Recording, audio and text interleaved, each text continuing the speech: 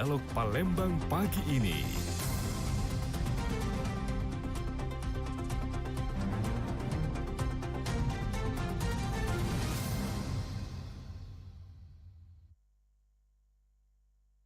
Pada tanggal 8 Oktober 2024 diperingati sebagai Hari Disleksia Sedunia. Tujuan dari peringatan ini adalah untuk meningkatkan pemahaman, penerimaan, dan juga dukungan bagi para penyandang disleksia di seluruh dunia.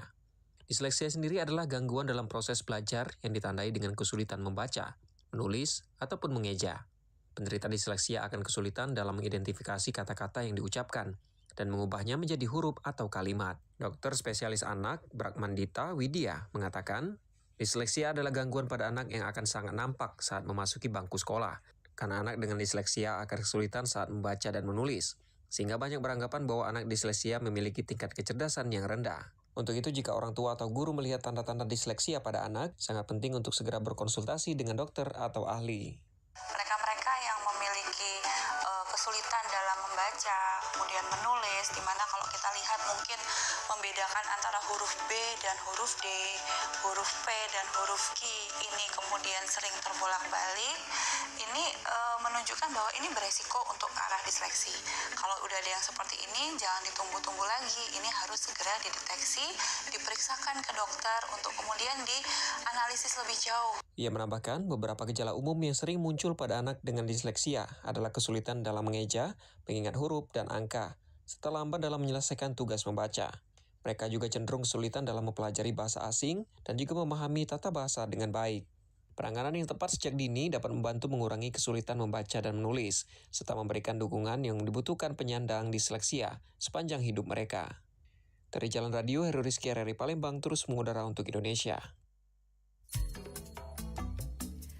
Pendengar, tanggal 8 Oktober 2024 hari ini diperingati sebagai Hari Disleksia Sedunia. Dalam penjelasan medis, disleksia ini merujuk pada sebuah kondisi gangguan proses belajar yang tentunya ditandai dengan kesulitan membaca, menulis, atau mengeja.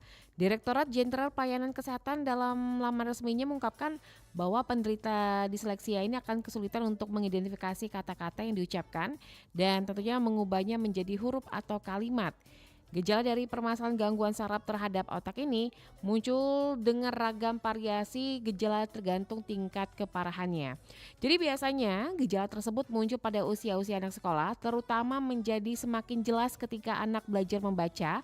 Jadi gejala yang kerap muncul antara lain seperti perkembangan bicara yang lamban, kesulitan menemukan kata yang tepat, kesulitan mengucap kata yang tidak umum, hingga sulit membedakan huruf tertentu saat menulis. Di Indonesia sendiri, berdasarkan laporan dari Asosiasi Disleksia Indonesia pada tahun 2020, jumlah anak atau siswa yang mengalami disleksia cukup banyak, yaitu sekitar 10% dari jumlah total keseluruhan siswa. Hal tersebut tentunya perlu mendapatkan perhatian khusus. Jadi peringatan Hari Disleksia Sedunia dapat menjadi momen yang pas untuk mendorong perhatian khusus tentang hal tersebut.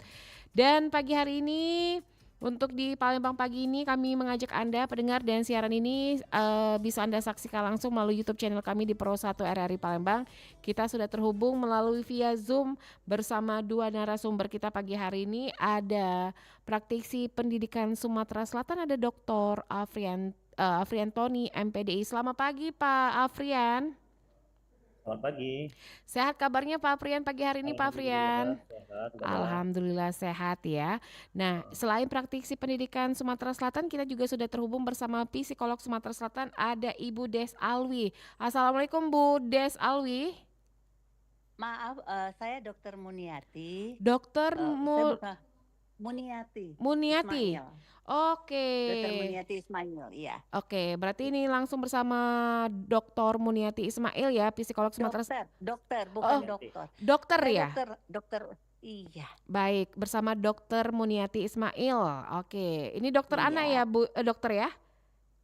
Bukan, saya dokter umum, tapi saya lebih mengkhususkan untuk anak berkebutuhan khusus. Oke, baik, bersama Dokter Muniati Oh, Ismail dan praktisi pendidikan Sumatera Selatan ada Dr.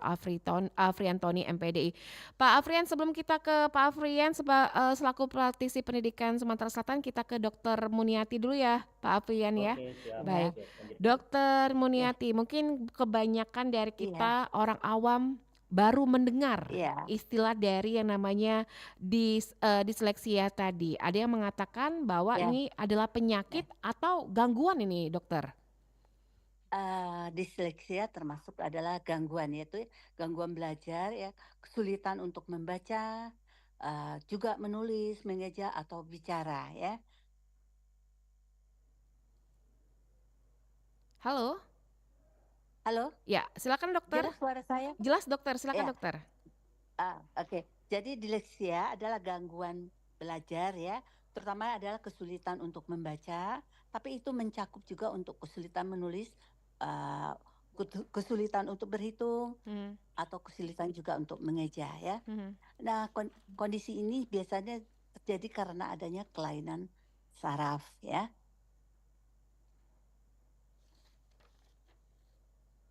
Halo? Halo, suara saya jelas? Jelas dokter, tapi Halo, terputus-putus dokter. Silakan dokter. Kebe- kebetulan saya di luar kota, Iya, jadi memang iya, saya lagi tidak di Sumatera Selatan, jadi makanya mungkin suaranya kurang jelas ya. iya. Suaranya jelas Ya. tapi terputus-putus. Oh begitu ya? Iya, baik. Atau Silakan saya dokter, cari sinyal dilanjutkan. yang lebih baik dulu ya. Baik, silakan dilanjutkan dokter. Itu ya, itu tadi. Halo, Iya, halo. apakah jelas suara saya? Jelas dokter. Berarti Iya. disleksia ini merupakan gangguan ya dokter ya? Iya, gangguan persarafan yang salah satu menyebabkan gangguan bicara pada Mhm. anak. Eh, Bisa mencakup juga untuk gangguan berhitung, gangguan untuk menulis itu termasuk semua ke lingkup disleksia. Mhm. Baik. Kalau untuk kasus gangguan disleksia sendiri nih dokter, apakah ini memang Iya, murni bawaan dari lahir, keturunan, atau pola hidup pada saat 1000 hari anak tumbuh nih dokter? eh, disleksia sampai sekarang ini belum tahu penyebab pastinya, Mhm. tapi mungkin dipicu oleh kandungan yang prematur, Oke. dipicu oleh ibu yang terlibat dengan nafsa atau Mhm. merokok saat kehamilan atau terjadinya infeksi virus. Jadi sampai saat ini penyebab pasti belum jelas, ya itu. Mhm. Berarti memang penyebabnya belum ada penelitian secara lebih lanjut ya dokter ya? Iya, Dokter masih kalau diduga. masih diduga? Faktor yang memicu tadi yang seperti yang saya sebutkan bisa dipicu oleh karena ada proses infeksi saat kehamilan atau kehamilan yang belum matang Mhm, imatur, mhm, banyak faktor ya. mhm. Baik, kalau untuk kasus di Ya, Sumatera Selatan sendiri ini seberapa banyak sih dokter untuk, penderita disleksia eh, sendiri? jadi menurut penelitian untuk Indonesia ini kasus disleksia udah 1 banding 1000 kelahiran, Satu cukup banding banyak ya. seribu. Iya. Mungkin kita untuk Sumatera Selatan itu memang belum ada berapa angka pastinya, Mhm, tapi banyak kasus yang kita temui untuk anak-anak yang mengalami disleksia. mhm. Baik, kalau untuk ciri-cirinya dokter, apakah anak, yang menderita, disleksia ini Eh, bisa dipantau ciri-cirinya seperti apa? Mungkin kita yang orang awam ini mau eh, lebih jelas itu. Pasti orang tua selalu ngomongnya, kok anak saya nggak bisa-bisa baca, Mmm, nggak kenal huruf, iya. untuk ngeja aja sulit, sulit menulis, itu salah satu pasti yang keluhan dari orang tua ya, Mhm, gitu. Atau dia sulit nyalin tulisan dari papan tulis saja nggak bisa, nah mhm. itu.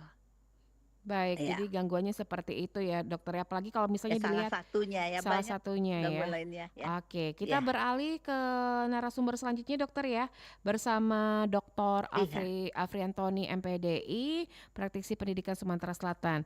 Pak Afrian, kalau dilihat dari kasus disleksia sendiri di Sumatera Selatan, kalau misalnya untuk di bangku sekolah sendiri, misalnya untuk sistem pembelajaran, melihat kayak kurikulum merdeka ini bisa dikatakan sulit ya untuk orang-orang yang mungkin bisa dikatakan yang tidak gangguan, apalagi yang mereka yang punya gangguan disleksia ini seperti apa nih Pak Afrian?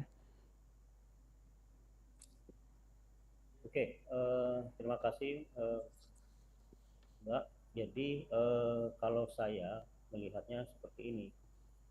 Pertama kita mensupport terlebih dahulu bahwa hari disleksia ini adalah hari satu kebahagiaan bagi dunia, khususnya dunia pendidikan salah satunya. Iya. Karena dengan kita memperingati hari disleksia ini, artinya kita memberikan support pada mereka-mereka yang mengalami disleksia. Yang kedua, yang perlu kita lihat bahwa mereka yang dalam kondisi disleksia ini sebenarnya tidak hanya diidam atau diidap oleh orang-orang anak-anak saja. Dia juga bisa orang-orang yang menyasar kepada orang-orang dewasa dan sebagainya. Nah, jadi fenomena hari ini adalah bagaimana kita mengatasi situasi di lingkungan pendidikan. Karena titik awalnya seperti itu. Kalau kita perhatikan dari data yang tadi disampaikan oleh Mbak moderator tadi bahwa hampir 50 juta dari jumlah siswa pembelajar itu ada sekitar 10%, jadi sekitar 5 juta anak-anak yang mengalami disleksia. Yeah. Nah tentu kan kondisi ini kan kalau kita lihat kan secara general kan seolah-olah tidak ada problem dalam dunia pendidikan.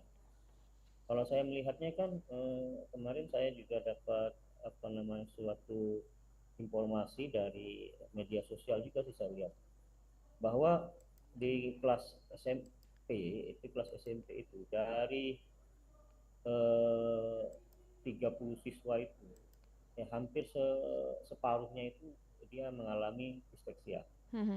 Ya problem dalam hal membaca, kemudian menulis dan sebagainya. Yang kita sedihnya itu adalah ini di level SMP. Yeah. Nah, di level SMP dia mengalami disleksia. Nah tentu hal ini sangat-sangat bagi saya kondisi ini berlangsung mungkin sejak 3 tahun 4 tahun belakangan ya. Karena mungkin ada satu hal yang perlu kita simak, yaitu situasi COVID yang bisa memperlambat kemampuan mereka ini berkembang. Kemudian yang kedua, seperti tadi disampaikan Mbak Rita tadi, bahwa bisa jadi kurikulum merdeka tidak berpihak kepada mereka-mereka yang mengalami seperti dikatakan anak berkebutuhan khusus ini. Yeah. Nah, jadi saya pikir harus ada pendekatan yang berbeda bagi mereka ini secara khusus. Artinya perlu ada satu pemetaan bagi setiap sekolah agar dilakukan tes secara spesifik, nah, sehingga mereka dilakukan secara khusus. Jadi dia dilakukan melalui konseling tertentu yang bisa meningkatkan kemampuan mereka dalam membaca, menulis, mengeja dan sebagainya. Saya pikir itu dulu. Saya silakan. Pak Afrian, kalau misalnya berbicara mengenai anak SMP yang tidak bisa membaca, padahal ini kalau misalnya pada masuk SD itu kan padahal dites terlebih dahulu membaca, menulis dan lain-lainnya, itu seperti apa tanggapannya Pak Afrian? Ya, jadi kan yang harus kita pikirkan ini kan adalah bagaimana pendidikan itu lebih berdaya kepada mereka-mereka yang di umur usia sekolah 7 sampai 12 tahun. Nah ini kan beban sekolah ini sangat berat bagi saya, kalau saya melihat sih seperti itu. Jadi kasus di sekolah ini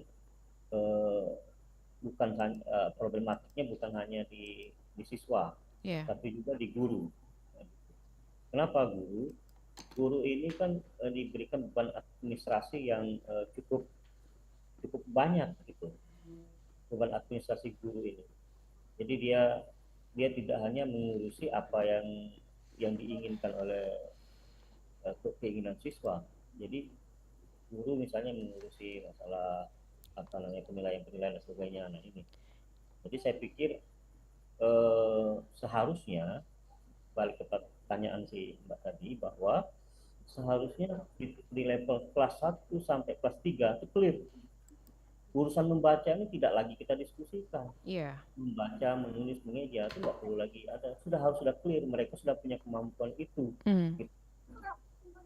Saya pikir gitu. Baik, kita kembali ke Dokter Muniati. Dokter, kalau untuk kasus penderita gangguan disleksia ini, apakah memang mereka membutuhkan dalam dunia pendidikan khusus atau mereka bisa bersekolah di sekolah tempat umum nih, dokter?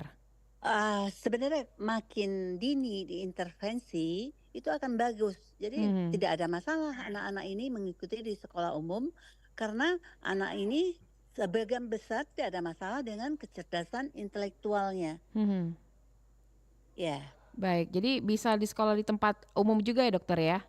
Iya, tapi harus diintervensi dulu. Kalau nggak seperti yang diutarakan tadi, seperti ada kasus bahwa anak SMP tidak bisa baca Iya. karena tidak ada screening, tidak ada pemeriksaan begitu. Jadi otomatis si anak itu akan mengalami kesulitan kan waktu dia SMP kan, iya. Dokter, kalau misalnya orang tua mendapatkan anaknya dengan gangguan disleksia, hal yang pertama bisa Iya. dilakukan seorang orang tua itu apa nih dokter? Konsultasikan pada pertama ya dokter ahli tumbuh kembang anak ya. Setelah mendapatkan diagnosa, kita lanjutkan dengan melakukan tindakan terapi gitu.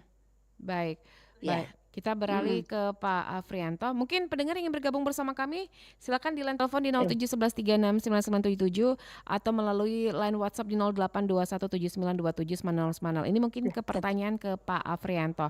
Selamat pagi Pak Afrianto, selaku praktisi pendidikan Sumatera Selatan. Saya memiliki anak yang bisa dikatakan disleksia, tapi tidak bisa menerima pendidikan di tempat umum karena harus mendapatkan sekolah khusus atau seperti sekolah-sekolah yang swasta lainnya. Bisakah anak saya mendapatkan keadilan ini untuk sekolah di tempat umum, mengingat sekolah yang swasta yang berkebutuhan khusus harganya tidak murah? Silakan Pak Aprianto. Pak Apriantoni. Jadi memang kalau di Amerika Serikat itu yang populis itu adalah homeschooling. Jadi kegiatan pembelajaran itu adalah homeschooling. Homeschooling ini adalah sejenis pendidikan yang seperti privat, tapi homeschooling ini memiliki kurikulum yang jelas terhadap skill-skill yang ada di dalam yang dibutuhkan oleh seseorang tersebut. Nah, dalam hal ini mungkin langkah yang harus dilakukan itu memang kita harus melihat dulu dari aspek psikologi siswa. Artinya silakan mungkin kita lakukan tes psikologi, kemudian secara lebih detail kita akan mengetahui kondisi sang anak. Nah kemudian bisa saja dikonsultasikan dengan dokter terkait ya, walaupun nanti sudah dikatakan bahwa itu diklaim ya, sudah kategorikan disleksia, tapi langkah-langkah yang kecil ini juga bisa dilakukan sehingga nanti saya pikir kan situasi sekarang ini banyak solusi ya untuk kita buat dalam dunia pendidikan ini. Karena kalau di tempat umum mungkin dia perlakukannya agak sedikit ini agak kurang mungkin kan karena pendidikan inklusif di Indonesia ini tidak begitu familiar masalahnya. Kita punya ada peraturan gubernur tentang pendidikan inklusif. Kemudian ada beberapa sekolah yang menerapkan pendidikan inklusif. Nah, tapi dari aspek di lapangan, saya pikir mereka tidak mendapat perlakuan yang adil di lapangan. Saran saya sih lebih baik bisa menempuh jalur-jalur yang lebih sifatnya khusus ya.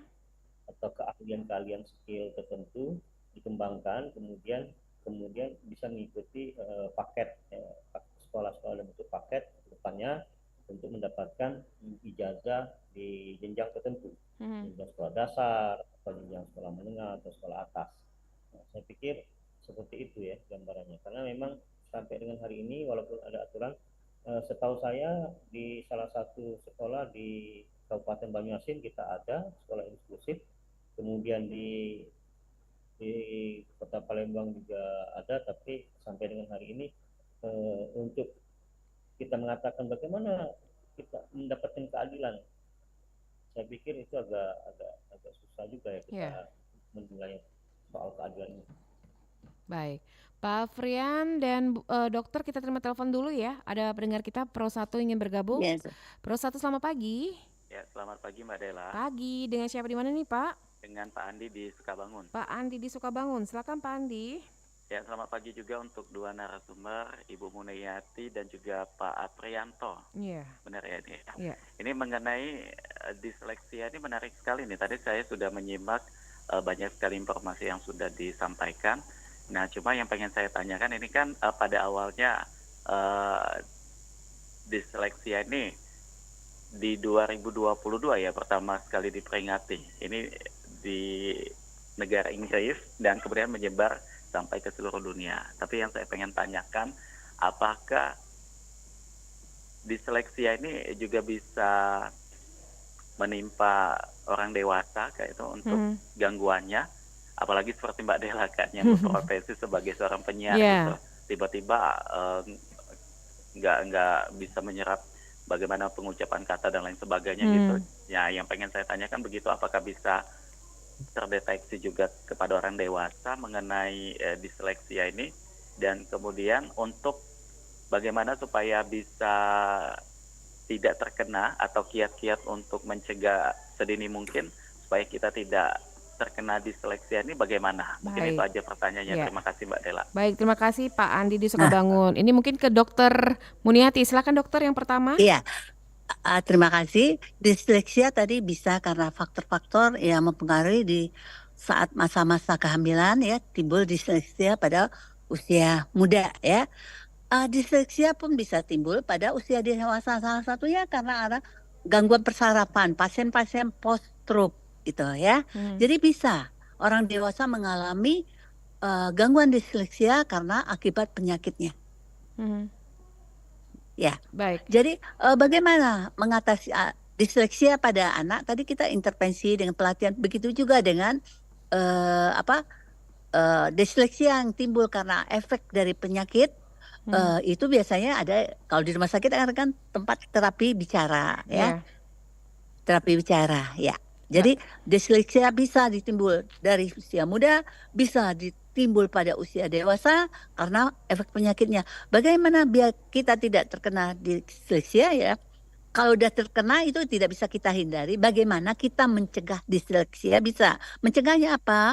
Saat kita orang tua hamil, ya perbaiki kondisi gizi, cegah dari umpamanya terkena kontak penyakit begitu ya, atau hindari merokok atau nafza atau lainnya itu ya.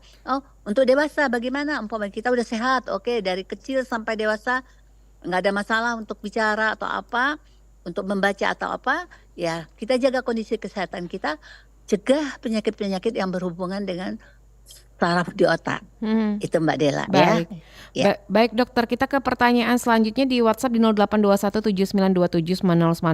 Apakah anak yang mengalami disleksia dapat normal kembali? Mau penjelasannya dokter? Silakan dokter.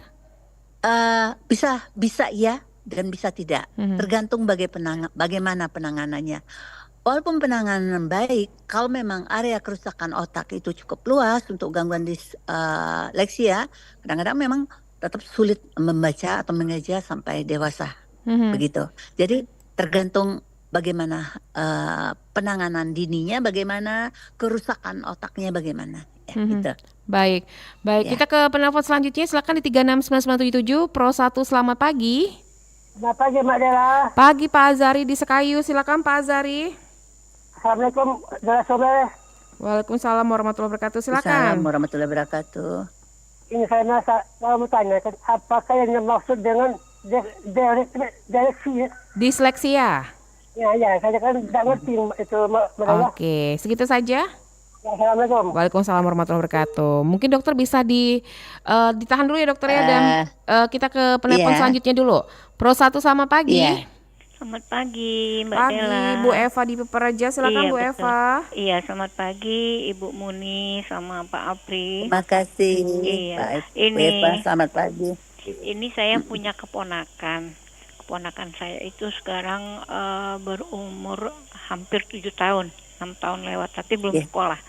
iya, Ini iya, mungkin bisa dikatakan sebagai apa ya, disleksia juga.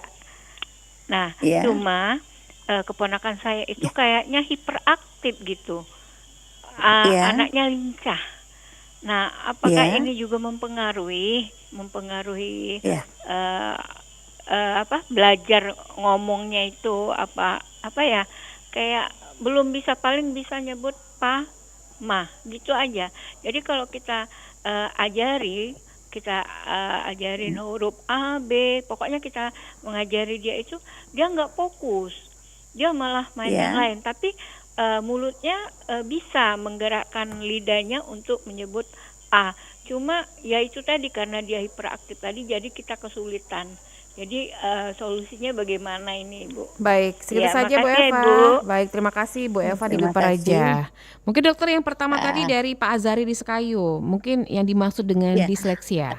ya, tadi Pak Azhari, kita kan disleksia adalah gangguan belajar yang menyebabkan kesulitan membaca, termasuk juga kesulitan untuk mengeja, ya, menulis, ya, termasuk juga untuk disleksia itu mencakup juga kesulitan untuk berhitung yang kita sebut dengan diskulali, ya, gitu. Jadi itu yang disebut dengan, biasanya orang tua cuman, anak aku kok tidak bisa baca, atau Ya. ada anak aku membaca huruf tertentu dia tidak bisa baca. Mhm. Jadi hilang huruf itu. Umpamanya buku, dia cuma baca umpamanya baju baru, A-nya dia nggak baca, ju aja. Huruf A-nya hilang, atau huruf I-nya hilang, atau huruf umpamanya pisang dia akan bilang cuma pisa, bukan pisang. Biasanya orang tua lebih peka untuk itu, ya. Ya.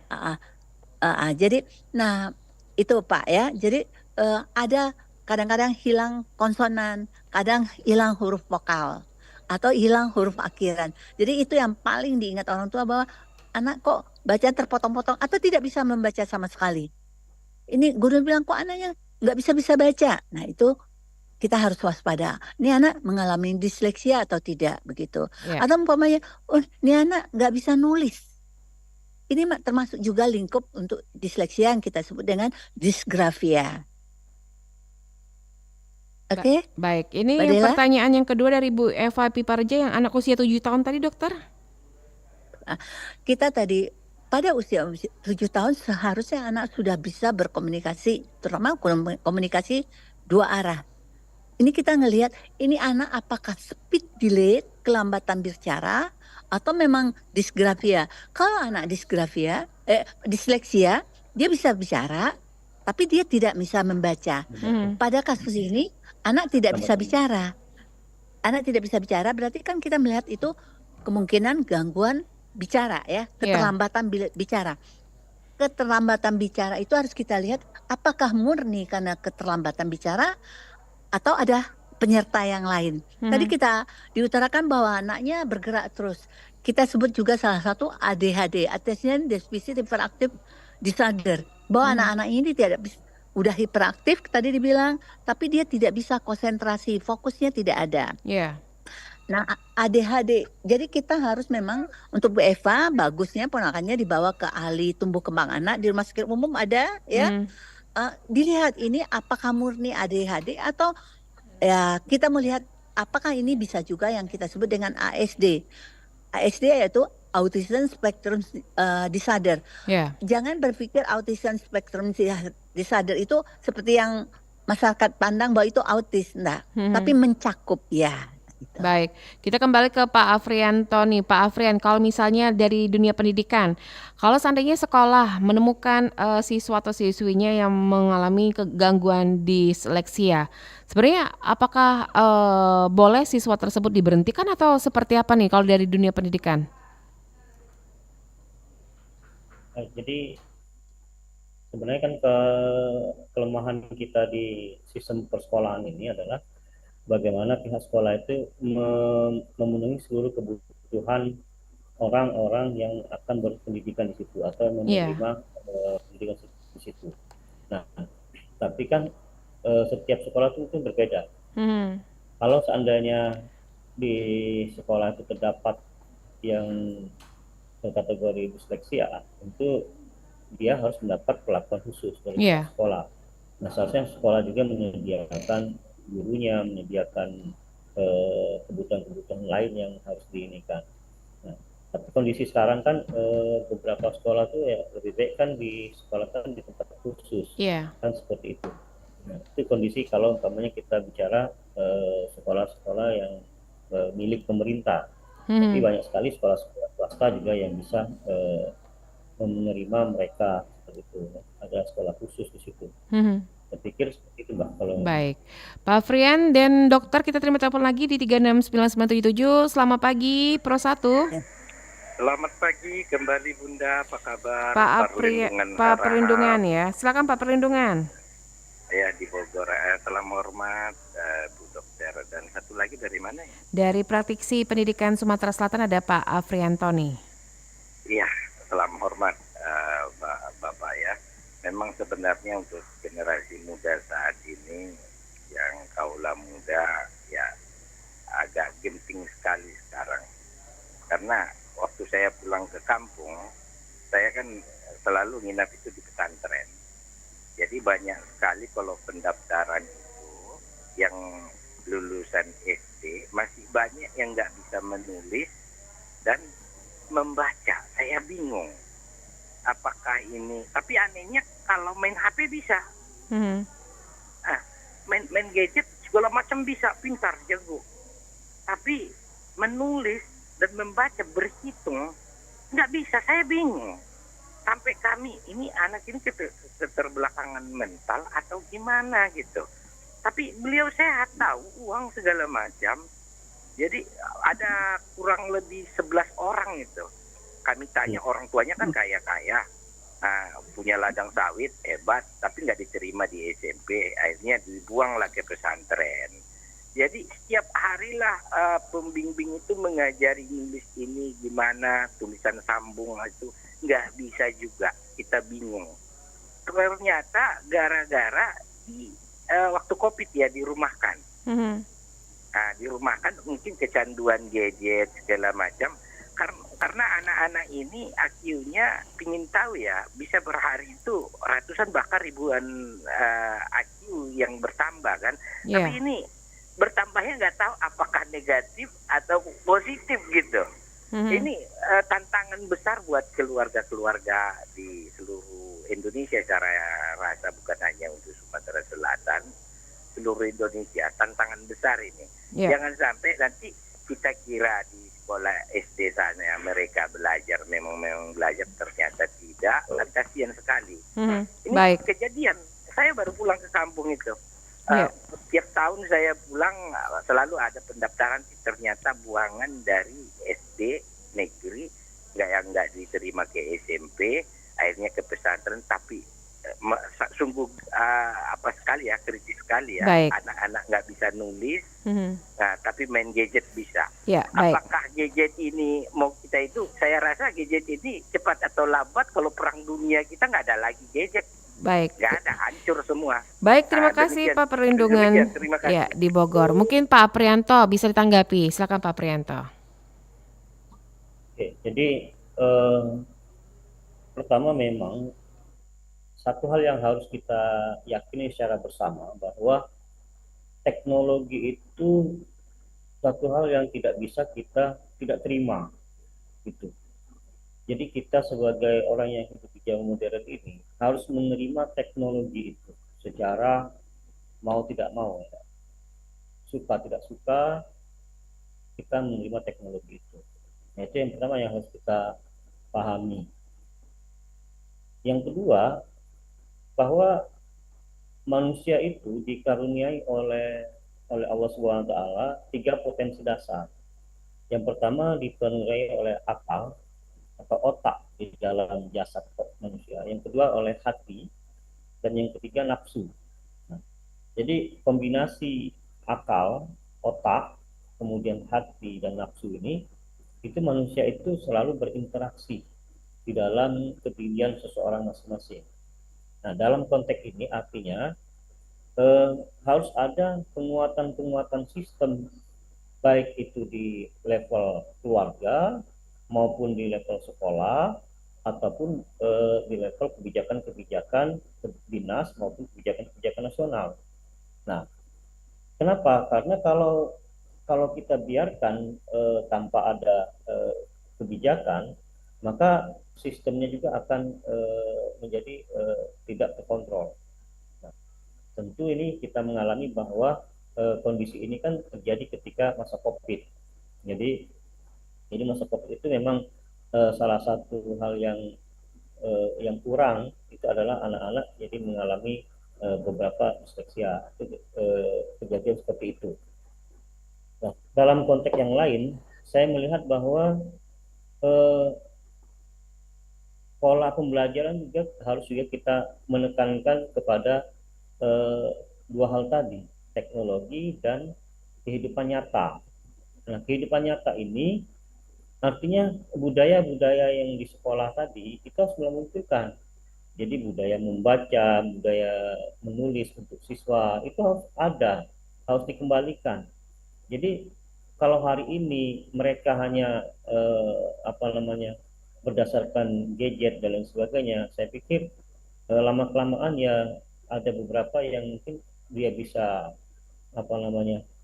hanya bisa memegang HP dan sebagainya, tapi dia tidak bisa membaca dan menulis.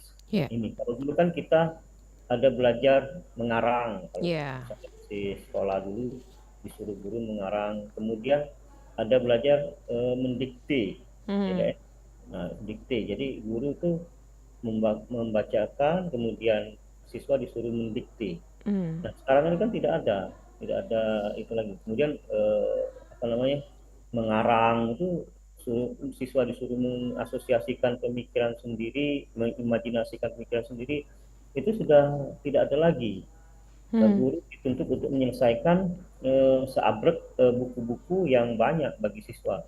Siswa pusing, guru pusing semuanya itu. Jadi situasi pendidikan kita ini menurut saya tidak sedang baik-baik saja. Tidak sedang baik-baik saja. Baik, kalau itu dari dunia pendidikan. Kalau dari kacamata kesehatan sendiri nih, Dokter Muniati, bisa main gadget tapi nggak bisa baca dan nulis, ini seperti apa nih, Dokter? Menurut saya tadi mungkin tidak mungkin tidak bisa membaca kalau dia bisa main gadget. Tapi kalau tidak menulis, ya. Karena apa? Manusia apapun kalau tidak dilatih kemampuan pasti nggak bisa kan? Untuk mengangkat aja, kalau tangan tidak terbiasa mengangkat sesuatu tidak akan bisa mengangkat kan? Begitu juga dengan menulis. Karena pengaruh masa COVID mungkin belajar secara daring, ya, otomatis anak-anak tidak terlatih untuk menulis. Jadi memang kemampuan menulisnya akan berkurang sekali atau tidak ada sama sekali gitu. Apalagi anak tidak dilatih untuk mencoret-coret, untuk mewarnai, menggambar begitu. Jadi memang pada pasca COVID banyak anak-anak yang mengalami kesulitan menulis. Begitu. Tapi umpamanya, tapi kita untuk memastikan bahwa ini murni, apakah ini disleksia, mencakup disleksia.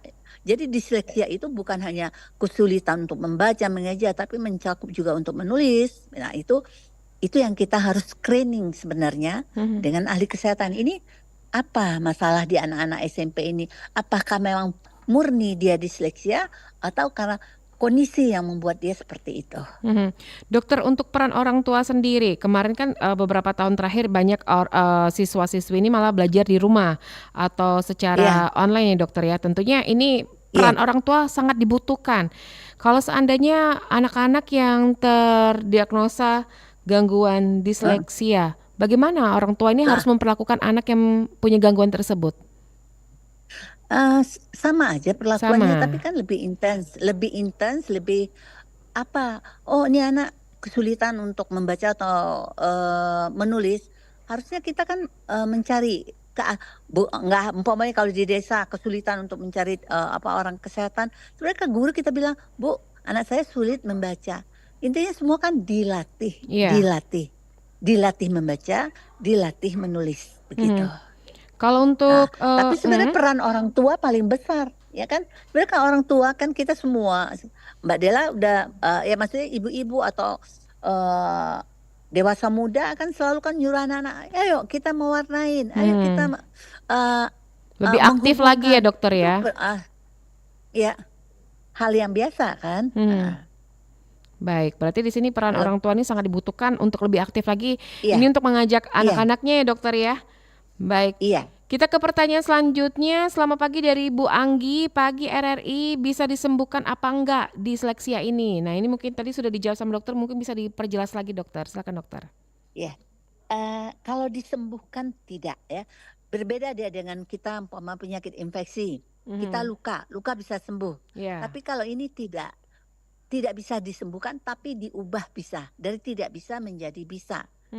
Kalau umpamanya dibiarkan aja, lama-lama maksudnya disleksia akan tetap, umpamanya orang mengalami disleksia, gangguan membaca, tidak dilatih, otomatis dia tidak akan bisa membaca, betul nggak Mbak Bella? Iya. Ya kan? Tapi kalau dia dilatih secara dini, ya tidak ada masalah. Jadi bisa sekolah normal, bekerja secara normal.